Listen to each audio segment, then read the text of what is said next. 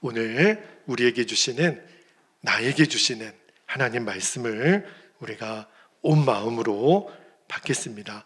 요한일서 4장 13절에서 16절까지 말씀을 저와 여러분이 한 절씩 교독하여 읽겠습니다. 13절입니다. 그의 성령을 우리에게 주심으로 우리가 그 안에 거하고 그가 우리 안에 거하시는 줄을 아느니라. 아버지가 아들을 세상의 구주로 보내신 것을 우리가 보았고 또 증언하노니 15절 누구든지 예수를 하나님의 아들이라 시인하면 하나님이 그의 안에 거하시고 그도 하나님 안에 거하느니라. 하나님이 우리를 사랑하시는 사랑을 우리가 알고 믿었노니 하나님은 사랑이시라. 사랑 안에 거하는 자는 하나님 안에 거하고 하나님도 그의 안에 거하시느니라. 아멘. 하나님 말씀입니다. 모두 자리에 앉겠습니다. 오늘 요한일서 강해에 말씀 한 번 더 전하는데 어버이 주일이어서 우리가 어버이 주일에 맞는 말씀을 전해야 되지 않을까 생각하다가 사실은 오늘 말씀이 우리 가정에 또 우리 부모님들에게도 너무 중요하고 필요한 말씀이겠다 싶어서 요한일서 말씀을 다시 이어갑니다. 오늘 설교 제목이 사랑하게 하시는 성령님을 주목하라. 이 말씀을 좀 나눌게요. 여러분들 개인적으로 입맛이 없을 때 이 음식 하나 먹으면 입맛을 되찾게 하는 여러분이 제일 좋아하시는 최애의 음식들이 있으시죠? 저는 제일 좋아하는 음식 중에 하나가 어렸을 때부터 어머니가 어디 멀리 갔다 오거나 입맛이 없거나 그러면 꼭 제육볶음을 해주셨어요. 제육볶음하고 김치찌개 이렇게 만들어 주시면 그게 세상에서 제일 맛있는 음식이더라고요. 제가 제일 좋아하는 음식인데 여러분들 다 있으시죠? 제일 좋아하는 음식들. 근데 여러분 좋아하는 음식을 매 끼니마다 일주일 내내, 한 달 내내, 1년 내내 매 끼니마다 제육볶음이 매 식탁 위에 올라오면 어떤 일이 일어날까요? 그거 어떻게 먹어요? 매 끼니마다 아무리 좋아하는 음식이어도. 그죠? 여러분 내가 좋아하는 음식도 분명히 있지만 이게 매 끼니마다 먹어야 된다 그러면 이게 좀 보통 문제가 아니거든요. 자, 이제 오늘 말씀을 제가 전하는데 기독교 증언에 의하면 이 사도 요한이 그의 이제 인생의 마지막에 어디에서 목회를 하냐면 에베소 교회에서 목회를 해요. 에베소 교회 감독인데 근데 에베소 교회를 목회하면서 사도 요한이 두 가지 성경책을 씁니다. 하나가 이제 요한복음이고 또 하나가 이제 요한서신인데 근데 사도 요한은 에베소 교회 성도들에게 설교하면 매주 똑같은 말씀을 하시는 거예요. 그게 설교의 주제가 뭐냐면 하나님은 사랑이시라. 사랑에 대한 이야기만 매주 설교를 하시는데 우리가 지난주에 그 말씀을 전했잖아요. 하나님은 사랑이십니다. 제가 지난주에 어떤 말씀을 전했는지 기억나시죠? 하나님은 우리를 아무 조건 없이 사랑하신 아가페 사랑으로 사랑하셨기 때문에 우리도 나를 아무 조건 없이 사랑하신 그 사랑으로 서로를 사랑해야 된다. 그 말씀을 여러분께 드렸어요. 자, 그런데 예수님의 12사도 중에 한 명인 사도 요한이 에베소 교회 성도들에게 이 말씀을 전하니까 얼마나 은혜가 충만했겠어요. 그렇죠? 근데 여러분 너무너무 좋은 말씀도 이렇게 여러 번 들으면 은혜가 되지만 그런데 1년 내내 매주 매일 서로 사랑하라 이 말씀만 계속 들으니까 성도들 안에 어떤 마음이 드냐면 목사님 이제 좀 다른 주제의 말씀도 좀 해주세요. 그리고 더 큰 문제는 내가 좀 사랑이 안 돼요. 내가 우리 성도들 중에 우리 가족 중에 미워하는 사람이 있는데 목사님은 강단에서 서로 사랑하라 이 말씀만 전하시니까 얼마나 마음에 부담이 되겠어요. 그러니까 교회 안에서 이제 수근수근 하는 거죠. 목사님은 그 말밖에 할 말이 없나. 서로 사랑하라. 좀 다른 주제의 말씀. 우리도 좀 한 가지 음식만 어떻게 먹고 살아요. 이런 다른 음식도 먹고 살아야지. 그런 마음에 불편함이 있다라는 것을 사도 요한이 모르지 않았어요. 다 알았죠. 그런데도 사도 요한은 계속해서 사랑을 주제로만 말씀을 전합니다. 제가 2025년도를 시작하면서 첫 주부터 하나님 어떤 말씀을 전하면 좋을까요? 주님이 요한 1서 말씀을 전하라는 마음을 주셔서 지금까지 이제 오늘까지 15번째 말씀을 전하는데 아직 4장이 다 안 끝났어요. 제가 한 성경을 가지고 요한 서신이 굉장히 짧은 서신인데 이렇게 길게 하리라고 될 줄은 생각을 못했는데 게다가 주제가 거의 반복적이에요. 사랑하라.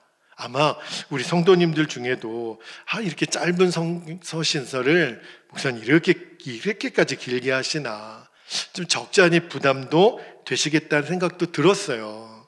그리고 제 자신도 알죠. 제가 얼마나 사랑이 부족한 사람인 거를 알기 때문에 나도 사랑이 잘 안 되는데 나도 이 말씀을 제대로 승리하지 못하는데 이 말씀을 전한다라는 게 여간 부담스러운 게 아니었어요. 그런데 오늘 또 한 번 여러분에게 서로 사랑하자는 말씀을 전하고 싶습니다. 이유는 한 가지예요. 성경에 수없이 많은 말씀이 있지만 그 중에서 사랑이라는 말씀보다 더 중요한 말씀이 없기 때문에 그래요. 예수님이 제자들에게 가장 큰 계명을 가르치실 때도 사랑을 말씀하셨잖아요. 그 말씀이 마태복음 22장 37절에서 40절까지 보면 예수님 이렇게 말씀하세요. 볼게요. 예수께서 이르시되 너의 마음을 다하고 목숨을 다하고 뜻을 다하여 주 너의 하나님을 뭐하라? 사랑하라 하셨으니 이것이 크고 첫째 되는 계명이요. 39절에 둘째도 그와 같으니 내 이웃을 내 자신같이 뭐하라고요? 사랑하라 하셨으니 이 두 계명이 온 율법과 선지자의 강령이니라. 그러니까 사랑밖에 없는 거예요. 예수님도 그렇게 말씀하셨거든요. 가장 큰 두 가지 계명, 하나는 하나님 사랑, 또 하나는 이웃 사랑. 이것이 모든 계명의 기준이 된다고 말씀하시는 이유는 이 계명에 순종이 안 되면 다른 계명도 순종할 수 없다. 그죠? 그러니까 사도 요한이 굉장히 집요하게 이 사랑을 주제로 계속 말씀을 전합니다. 사랑에 순종이 안 되는 사람이 뭐에 순종이 되겠어요? 그거를 너무너무 잘 알고 있었기 때문에 계속 성도님들이 불편할 거를 알지만 좀 다른 주제로 말씀을 전해주시면 좋겠다라는 거를 왜 모르겠어요. 그런데도 아직 이것이 성도들 안에 완전히 결론이 안 되니까 계속 이 주제의 말씀을 전할 수밖에 없었던 거죠. 사도 바울도 그가 전한 서신서 중에 고린도전서 13장 1절에서 3절까지 보면 똑같은 말씀을 합니다. 사랑장으로 유명한 고린도전서 13장 1절부터 볼게요. 내가 사람의 방언과 천사의 말을 할지라도 뭐가 없으면요? 사랑이 없으면 소리나는 구리와 울리는 꽹과리가 되고 2절에 내가 예언하는 능력이 있어 모든 비밀과 모든 지식을 알고 또 산을 옮길 만한 모든 믿음이 있을지라도 뭐가 없으면 사랑이 없으면 내가 아무것도 아니요. 3절에 내가 내게 있는 모든 것으로 구제하고 또 내 몸을 불사르게 내줄지라도 뭐가 없으면 사랑이 없으면 내게 아무 유익이 없느니라. 그러니까 성경이 말하는 일관된 이 주제가 사랑이거든요. 이 사랑의 주제는요, 피해갈 수가 없어요. 또 피해가서도 안 됩니다. 자, 이제 오늘 본문으로 들어가 볼게요. 오늘 우리가 읽은 본문은 좀 비교적 짧습니다. 4절밖에 안 되는데, 근데 이 4절밖에 안 되는 말씀 중에 반복되는 표현이 있다라는 것을 여러분이 보시면 아세요. 어떤 표현이 반복이 되냐면 하나님이 내 안에 거하시고 내가 하나님 안에 거한다라는 표현이 3번 나옵니다. 자, 15절을 먼저 볼게요. 15절 말씀에 보니까 이렇게 나옵니다. 누구든지 예수를 하나님의 아들이라 시인하면, 그 다음에요, 하나님이 그의 안에 거하시고 그도 하나님 안에 거하느니라. 여러분, 여기 보니까 예수를 하나님의 아들이라 시인한다. 이게 무슨 말이에요? 예수님을 나의 구주로 믿는다, 그 말이죠. 그러니까 우리가 예수님을 믿으면 그 다음에 하나님이 우리 안에 거하신다는 거예요. 그리고 나도 하나님 안에 거한다. 여러분이 지금 예수님을 믿으시지요? 그러면 하나님이 여러분 안에 계세요. 그리고 여러분도 하나님 안에 거합니다. 성경의 말씀이에요. 자, 이어지는 16절도 볼게요. 16절에 보니까 보세요. 하나님이 우리를 사랑하시는 사랑을 우리가 알고 믿었노니 하나님은 사랑이시라. 그 다음에요, 사랑 안에 거하는 자는 하나님 안에 거하고 하나님도 그의 안에 거하시느니라. 여기 보니까 하나님이 내 안에, 내가 하나님 안에 거한다는 표현이 또 나오죠. 자, 예수님을 믿으면 뭐라 그랬냐면 하나님이 우리를 얼마나 사랑하시는지를 알게 된다고, 알고 믿었노니 그랬잖아요. 여기 알고, 여기가 헬라어 원어로 보니까 키노스코라고 하는 단어를 쓰요. 이거는 머리로만 하는 지식이 아니라 체험적으로, 경험적으로. 그러니까 우리가 예수님을 믿으면 뭘 알게 되냐면 하나님이 나를 얼마나 사랑하는지를 알게 된다라는 거예요. 그러니까 예수님을 믿는다, 이 말은 하나님의 사랑을 아는 거예요. 어떤 사랑일까요? 죄인된 나를 하나님이 너무너무 사랑하셨어요. 그 하나님의 사랑은 죽을 수밖에 없었던 나를, 독생자 예수님을 보내주신 사랑이에요. 여전히 부족하고 흔들리고 넘어져도 끝까지 나를 포기하지 않는 그 하나님의 사랑을 알게 된다는 거예요. 그러니까 여러분이 예수님을 지금 믿고 계시죠? 예수님을 믿는다는 것은 하나님이 나를 얼마나 사랑하시는지를 아는 거예요. 그러니까 이 사랑을 알면 하나님을 찬양하지 않을 수가 없는 거예요. 하나님 아버지의 사랑을 알면 내 환경이 아무리 어렵게 변하더라도 하나님을 찬양하게 됩니다. 억지로 부르는 게 아니에요. 입술만의 찬양이 아니라 전심으로 하나님을 찬양하게 돼요. 바울과 실라가 빌립보라고 하는 지역에 가서 복음을 전하다가 사도행전 16장에 보면 복음을 전하다가 세상에 모함을 받아서 그렇게 두들겨 맞아요. 저는 아직 지금까지 전도하다가 누구에게 맞아본 적이 없어요. 그런데 사도 바울은 신라와 함께 복음을 전하다가 사람들이 막 때리네요. 그것도 모자라서 붙잡아서 감옥에 가두고 손가발에 착고를 채우고, 이게 무슨 일이에요? 복음을 전하기 위해서 열심히 전도했는데 이런 일이 벌어지니까 인간적으로는 얼마나 낙심할 수 있는 상황이에요. 그런데 이런 상황에 저 깊은 감옥에서 바울과 실라가 뭐 하냐면 찬양을 불러요. 그런데 그냥 조그만 목소리로 찬양한 게 아니라 큰 소리로 찬양을 합니다. 어떻게 하냐면 옆에 있는 죄수들이 다 들었다고 했어요. 근데 이 찬양이 들려지고 나서 어떤 일이 일어났는지 여러분 아시죠? 지진이 일어나고 옥문이 열리고, 그리고 그 빌립보 감옥의 간수장과 그의 가족들이 구원받는 역사가 일어나요. 너무너무 놀라운 역사가 일어났죠, 제 생각에.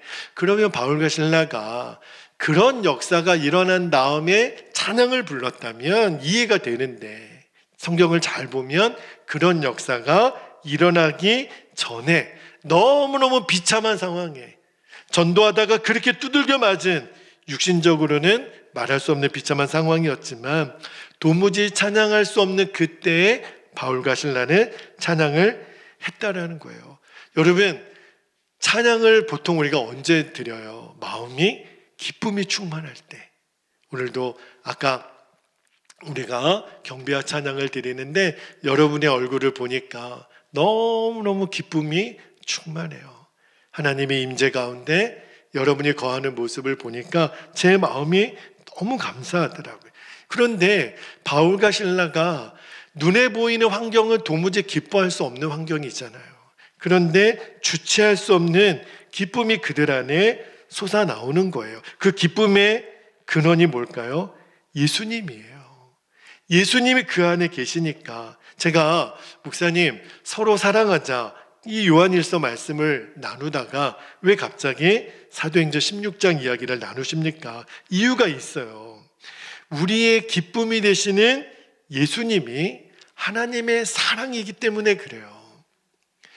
우리가 예수님을 믿으면 하나님의 사랑을 안다 그랬잖아요. 그 하나님의 사랑이신 예수님이 내 안에 계시기 때문에 그것을 아는 자, 그것을 믿는 자는 기뻐할 수밖에 없다라는 거예요. 그러니까 예수님이 내 안에 계신 사람은 항상 기뻐할 수 있는 거예요. 그래서 사도 바울이 항상 기뻐하라, 이 말씀을 할 수 있었던 거예요. 기뻐할 일이 있어서 기뻐하는 게 아니라 하나님의 사랑이신 예수님이 내 안에 계시니까, 상황은 도무지 기뻐할 수 없는 상황이지만 기쁨이 되는 거예요. 여러분 중에 사랑에 대한 설교를 한두 번 들은 게 아니거든요. 수없이 들었지만 그럼에도 불구하고 목사님, 제가 사랑이 잘 안 돼요. 여전히 미운 사람은 믿고 속상하고 정말 도무지 그 사람에게는 손을 내밀기 어려워요. 이런 고민이 있는 분들이 만약에 계시다면 don't worry 하시기 바랍니다. 절대 걱정하지 마세요. 사랑은 처음부터 내 힘과 노력으로 하는 게 아니에요. 만약에 지난 한 주간 누구를 미워했던 사람, 사랑하지 못한 사람은 오늘 예배드리지 못합니다, 집에 돌아가세요, 이러면 이 자리에 다 텅텅 비어 있을 거예요. 그죠? 사랑은 내 노력, 내 힘으로 하는 게 아니에요. 그랬다면 무거운 짐이 되겠죠. 그런데 그럼에도 불구하고 우리가 사랑할 수 있다 말할 수 있는 유일한 근거는 뭐죠? 하나님의 사랑이신 예수님이 내 안에 계시니까.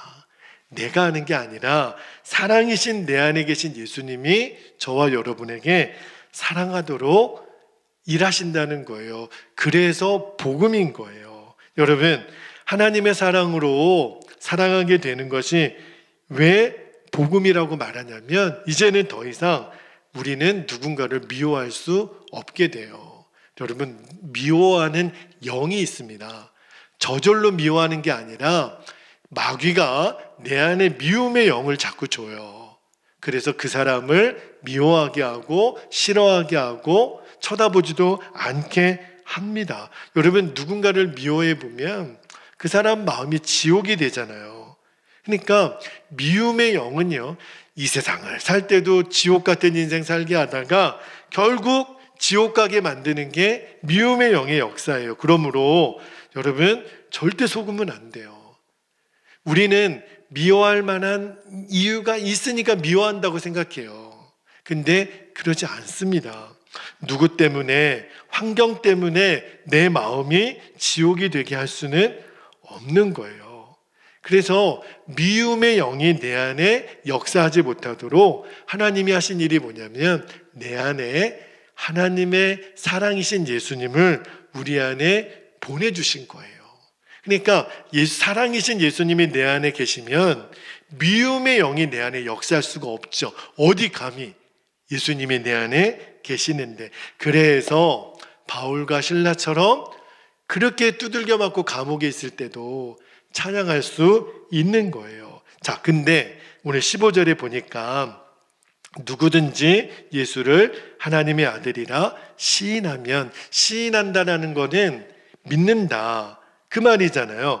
그러면 하나님이 그의 안에 거한다 그랬는데 16절에서는 사랑 안에 거하는 자가 하나님 안에 거하고 그도 하나님 안에 거한다고 말씀하잖아요. 그러니까 15절과 16절은 결과가 같네. 예수님이 하나님의 아들이라고 시인하는 것, 예수님을 믿는 것과 사랑하는 것은 같은 거구나. 우리가 예수님을 믿는다라고 말을 한다면 나는 사랑하는 사람이 되는 거구나. 그러면 하나님이 내 안에 거하고 나도 하나님 안에 거하는 거구나. 예수님을 믿는 것과 사랑하는 것이 같다라는 거예요. 이거를 여러분들이 기억하시기를 바랍니다. 만약에 나는 예수님을 믿는다고 말하는데도 여전히 싫어하는 사람이 있고 용서가 안 되는 사람이 있다. 그럼 둘 중에 하나겠죠. 예수님을 안 믿는 거겠죠. 성경을 예수님을 믿으면 용서하고 사랑하는 사람이 된다 그랬는데 여전히 나는 누군가를 미워하고 싫어해요. 그러면 예수님을 안 믿거나 또는 예수님을 믿는 사람이라면 사랑하게 된다라고 하는 하나님의 말씀을 안 믿는 거죠. 근데 우리가 하나님을 믿는다 이 말은 하나님의 말씀을 믿는 거잖아요. 그러면 이제 결론이 나오는 거예요. 예수님을 믿는 사람은 사랑할 수밖에 없다라고 하는 그 말씀을 이제 진짜 믿어야 됩니다. 여러분 여전히 안 믿어지세요? 말씀은 사랑하라고 하지만 어쩔 수 없이 미워하는 거는 미운 거지. 아니에요. 하나님의 말씀이 진짜 진리가 되도록 하나님이 우리에게 보여주신 증거가 있어요. 우리가 사랑하는 사람이 될 수밖에 없도록 우리에게 분명한 증거를 주셨는데 그 증거가 바로 성령님입니다. 자, 이제 오늘 첫 번째 말씀인 13절을 한번 볼게요. 13절에 보니까 우리 안에 이 믿음의 증거로 오신 성령님을 이렇게 말씀합니다. 13절에 그의 성령을 우리에게 주심으로 보세요. 우리가 그 안에 거하고 그가 우리 안에 거하시는 줄을 아느니라. 오늘 하나님 안에 거하고 하나님이 내 안에 거한다라는 표현이 3번 나왔다 그랬죠. 근데 이 13절에 또 나와요. 예수님을 믿는 사람은 모든 사람이 성령을 선물로 받습니다. 지금 여러분 안에 성령님이 계세요. 근데 하나님이 성령님을 왜 우리 안에 주셨냐면 하나님이 우리 안에 거하고 우리가 하나님의 안에 거하는 것을 성령님이 알게 해주신다라는 거예요. 그게 무슨 말이냐면 여러분 우리가 예수님을 주로 시인하고 고백하죠. 이것이 내가 하는 게 아니에요. 내 안에 계신 성령님이 나로 하여금 예수님을 주님이라 고백하게 해주신다고요. 그 말씀이 어디 있냐면 고린도전서 12장 3절을 볼게요. 고린도전서 12장 3절에 보면 또 성령으로 아니하고는 보세요. 누구든지 예수를 주시라 할 수 없느니라. 내 안에 성령님이 계신 게 너무 분명하죠. 나는 예수님을 주님이라고 고백하니까. 또 하나 우리가 하나님을 아버지라고 부를 수 있는 것도 내가 저절로 그렇게 하는 게 아니에요. 성령님이 내 안에 계시기 때문에 가능한 일인데 자 갈라디아서 4장 6절을 볼게요. 갈라디아서 4장 6절에 보니까 보세요. 너희가 아들이므로 하나님이 그 아들의 영을 성령을 우리 마음 가운데 보내사 아빠 아버지라 부르게 하셨느니라. 그러니까 우리가 하나님을 아버지라고 부른다는 것은 성령이 내 안에 계신 분명한 증거예요. 그런데 우리가 하나님 안에 거하고 하나님이 우리 안에 거한다라는 말씀이 15절에도 나왔고 16절에 똑같이 나왔잖아요. 성령이시구나. 우리가 예수님을 주로 시인하고 하나님을 우리의 아버지라고 고백하는 게 성령의 역사구나. 그 말은 우리가 서로 사랑하게 하시는 것도 누구의 역사라고요? 성령의 역사라는 거예요. 이게 오늘 설교의 핵심입니다. 여러분, 내가 하는 게 아니에요. 내가 아내와 남편을, 부모 자녀를, 형제를, 우리 성도를 사랑하는 것이 내 힘으로 하는 게 아니라 우리 안에 사랑으로 오신 내 안에서 사랑을 만들고 계시는 그 성령님이 우리에게 사랑할 수 있도록 힘을 주신다는 거예요.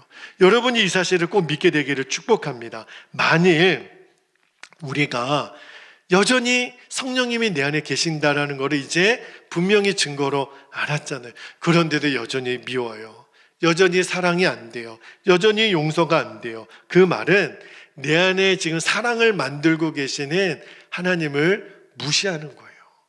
하나님을, 내 안에 계신 성령님을 부인하는 거예요. 그러니까 우리 안에 이제 정말 필요한 게 뭐냐면 우리 안에 계속 감동을 주시는 성령님을 주목하는 겁니다. 성령님은 내 안에 계속 말씀하세요. 용서해라. 먼저 다가서라. 먼저 사랑해라. 여러분 마음에 용서해야지, 사랑해야지, 이런 마음이 일어난다면 지금 성령께서 역사하고 있는 증거예요. 이거는요, 진짜 구원의 확신이에요. 여러분, 지금 성령님이 우리 안에 계셔요. 내 힘으로 사랑하는 게 아니라니까요. 성령님은 지금 우리 안에 사랑을 만들고 계세요. 준철아, 네가 사랑하라. 용서하라. 먼저 손을 내밀라. 그러니까 우리가 해야 될 일이 뭐죠?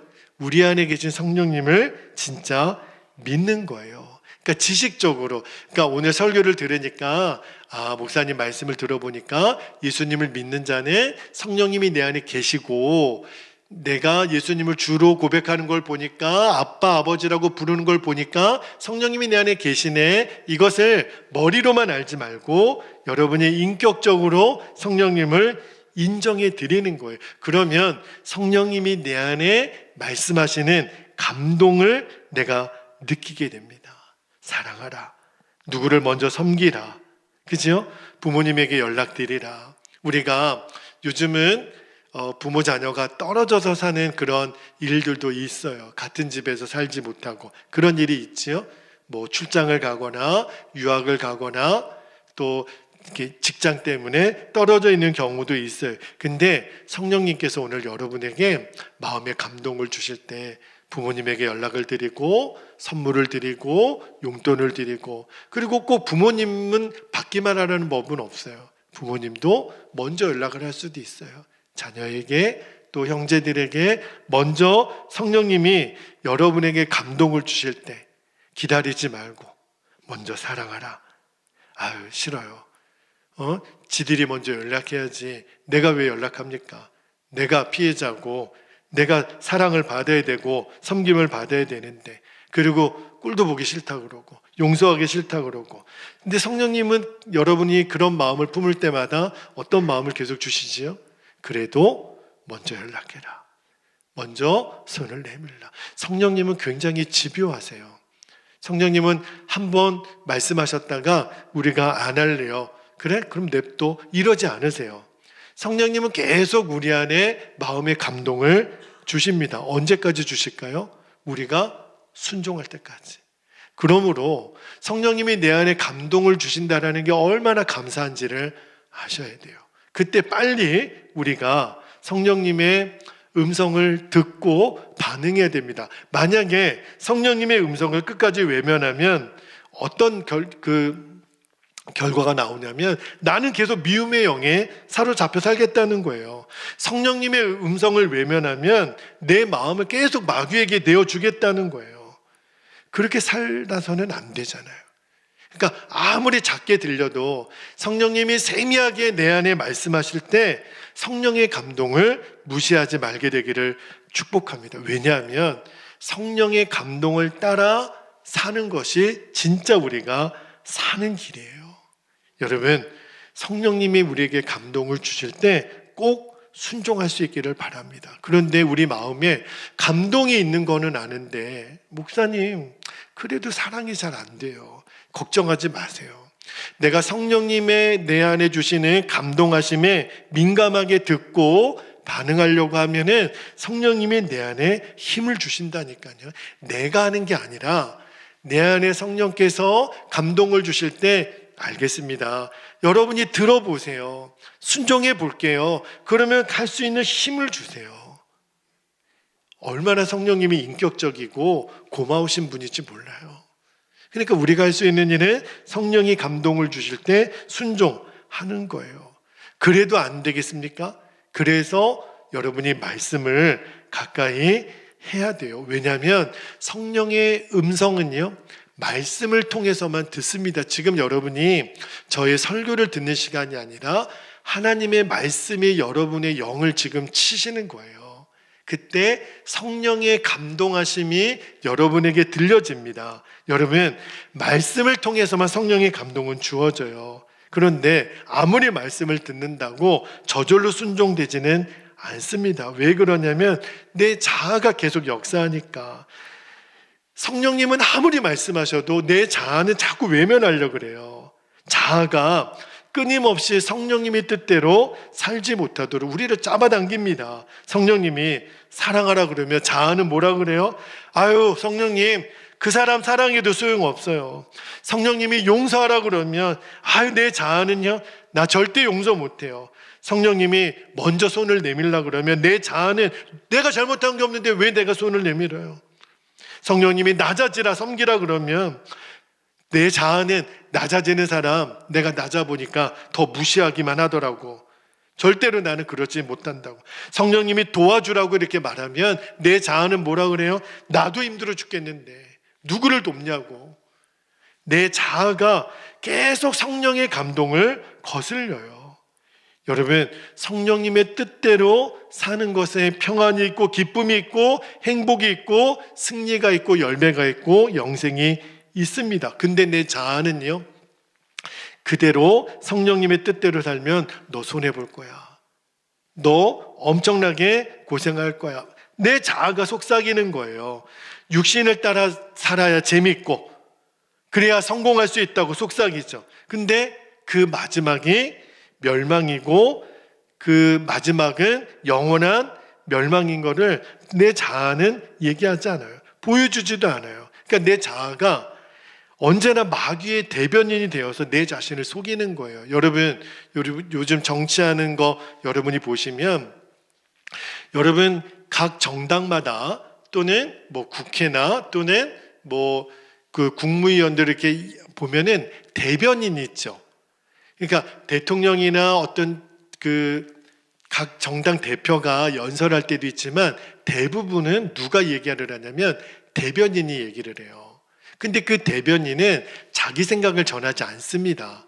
그죠? 누구 생각을 전해요? 그 제일 그 우두머리, 그러니까 제일 그 지도자의 말을 대신 전하는 거잖아요. 그런데 마귀가 자꾸 내 자아를 건드는 거예요.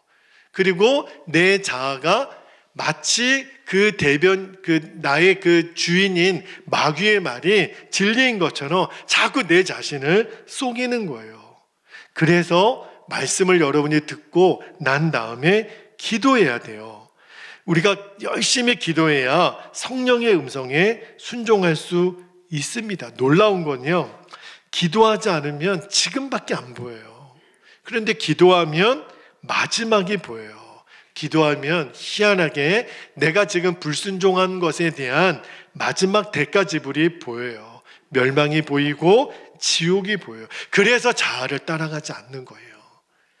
자아를 따라가는 것이 마귀는 지금 그게 승리의 길이고 재밌는 길이고 너의 유익이라고 계속 속인다니까요. 근데 기도하면 그 뒤가 보여요. 마귀가 나를 넘어뜨리려고 하면 우리의 관계를 다 깨뜨려 버리고 우리의 가정을 산산조각 내고 결국은 아무것도 못하게 하고 홀로 서지 못하게 하고, 그런데 기도하면 마귀가 역사하는 게 보여요. 그래서 마귀를 따라가지 않습니다. 기도하면 성령님께서 우리를 이끌어 가시는 겸손한 마음, 순종의 마음이 됩니다. 그래서 기도해야 돼요. 여러분, 지난 이틀 동안 비가 내렸죠. 너무 감사하게 금요일, 토요일 전국적으로 비가 많이 내렸어요. 여러분, 비가 많이 내려서 산불 난 것도 많이 진화가 됐고요. 그리고 비가 내리면 땅이 어떻게 되는지 아십니까? 땅이요, 부드러워져요. 이 봄비가 왜 중요하냐면 이 땅이 그 부드러워져야 땅을 기경하죠. 그래야 거기다 뭘 뿌려요? 씨를 뿌리죠. 그러니까 비가 내리는 게 굉장히 중요한 거예요. 동일하게, 자, 여러분 지금 여러분이 오늘 주일 예배로 말씀을 듣습니다. 말씀을 들을 때 지금 여러분 육의 눈으로 보이지 않지만 영의 눈으로 보면 말씀을 들을 때 성령의 단비가 내리는 거예요. 비가 내려지면 내 안에 딱딱하게 굳어져 있던 내 마음이 부드러워집니다. 근데 이 부드러워진 내 마음을 기경해야 되잖아요. 뭘로요? 삽으로 할까요? 포크레인으로 할까요? 내 마음을 기경하는 거는 기도로 하는 거예요. 자, 다시 한번요. 지금 말씀으로 성령의 단비가 내려질 때 어느 누구라도 지금 여러분의 마음이 지금 영적으로 반응을 해요. 아, 그렇구나. 내가 자꾸 미워하고 사랑이 안 되는 내 굳은 마음을 말씀을 들으니까 여러분 지금 마음의 지금 상태가 흐물흐물해져요. 부드러워져요. 그때 여러분이 해야 될 일이 뭐냐면 기도로 내 마음을 기경하는 거예요. 그러면 아까 씨앗을 뿌린다 그랬잖아요. 씨앗은 뭘까요? 순종이죠. 내가 순종의 씨앗을 뿌리면 여러분 나중에 밭에 씨앗을 뿌린 농부가 열매를 얻는 것처럼 내 마음이 성령의 단비, 말씀의 단비가 내려지고 기도로 내 마음이 기경된 그 자리에 순종의 씨앗을 심으면 알겠습니다. 제가 사랑하겠습니다. 용서하겠습니다. 제가 손을 내밀겠습니다. 가정의 다리에 우리 가정이 쉽지 않습니다. 내가 먼저 우리 형, 누나, 우리 동생 내가 먼저 연락해 보겠습니다. 잘 있느냐고 내가 먼저 안부를 묻겠습니다. 조그만 선물이라도 조그만 기프트 카드라도 내가 보내보겠습니다. 순종이에요. 여러분이 그 순종을 심으면 반드시 사랑의 열매를 맺는다는 거예요. 여러분이 오늘 이 말씀을 꼭 기억하셔야 돼요. 우리가 이전에 가족들 누군가로부터 수많은 배신의 아픔과 상처 있지요. 우리 안에 그런 아픔이 다 있어요. 그리고 내 안에 그 아픔과 상처가 깊이 뿌리 내린 거를 쓴뿌리라고 이야기를 해요. 그런데 여러분, 아무리 깊게 내려진 쓴뿌리라도 우리 성령님은 치유하세요. 아무리 완고한 마음도 성령님은 녹여내세요. 우리 성령님이 위로하지 못할 아픔 없습니다. 성령님이 치료하지 못할 상처 없어요. 우리가 할 일은 딱 하나, 내 안에 성령님께서 역사하시도록 사랑을 만들고 계시고 우리에게 사랑의 힘을 지금 공급해 주시려고 하시는 성령님이 우리 안에 계시거든요. 그 성령님을 내가 환영하는 거예요. 성령님이 내 안에 일하실 수 있도록 내가 내 마음의 문을 여는 거예요. 뭐라고요? 성령님, 내 상한 마음을 만져주세요. 내 쓴뿌리를 치유해 주세요. 내 마음이 지금 너무 굳어져 있는데 성령의 단비를 내려주셔서 내 굳은 마음이 부드러운 마음이 되게 해주세요. 그리고 기도로 기경할 때 하나님의 사랑을 내 안에 가득 부어주세요. 그리고 결단하는 거예요. 제가 사랑만 하며 살겠습니다. 이제 사랑만 하며 내가 섬기겠습니다. 그렇게 기도로 여러분이 순종을 결단하면 성령님께서 우리 안에 역사하세요. 놀랍게 역사하세요. 그래서 우리가 기도로만 우리 가정을 지켜달라고 하고 끝낼 문제가 아니에요. 이번 5월이 우리가 세상적으로 가정의 달이라 그래요. 말만 가정의 달이면 무슨 의미가 있겠어요? 정말 성령께서 우리 가정 안에 역사하지 않으면, 그죠? 지금 너무너무 많은 가정이 지옥과 같은 가정이 너무 많아요. 뒤집어내야 되고 바꿔야 되고 다시 치유받아야 될 가정들이 그만큼 많은 겁니다. 그러나 걱정하지 마세요. 성령님이 역사하십니다. 우리가 이제 성찬을 받을 거예요. 성찬은 뭐예요? 지금 내 안에 사랑을 만들고 계시는 그 예수님을 경험하는 시간이 성찬이에요. 떡과 포도주를 먹고 마실 때 내 안에 예수님이 계시는구나. 이 떡과 포도주가 내 안에 들어와 한 몸이 된 것처럼 내 안에 예수님이 계시고 그분은 사랑을 만들고 계시고 우리에게 사랑할 수 있는 힘을 주세요. 그 예수님을 여러분이 성찬을 받으면서 충만히 누리시기를 주님의 이름으로 축복합니다. 기도할 때 내 안에 성령이 감동에 주목하시고 완전한 순종을 결단하며 이 시간 두 가지 기도 제목을 여러분과 나누고 먼저 뜨겁게 기도하고 성찬을 받겠습니다. 첫 번째 기도 제목은 내 안에 오셔서 사랑을 만드시고 사랑을 힘을 주시는 성령님을 주목하는 거예요. 주님 바라보게 해주십시오.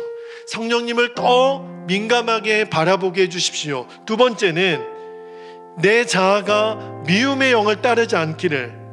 마귀는 끊임없이 우리에게 속삭이는 거예요. 왜 내가 마귀의 대변인이 됩니까? 그러지 말라는 거예요. 미움의 영을 따라 살지 말고 용서하고 사랑하게 하시는 성령의 역사에 내가 완전한 순종을 결단하는 거예요. 내가 먼저 연락하겠습니다. 내가 먼저 안부를 묻겠습니다. 내가 먼저 손을 내밀겠습니다. 그래야 성령님이 그 다음에 일하시고 그 다음에 열매를 맺게 해주신다는 거예요. 주님, 그리하겠습니다. 오늘 내 순종을 주님 받아주십시오. 이 시간에 우리 주님의 이름을 간절히 부르시고 통성으로 기도하겠습니다. 주여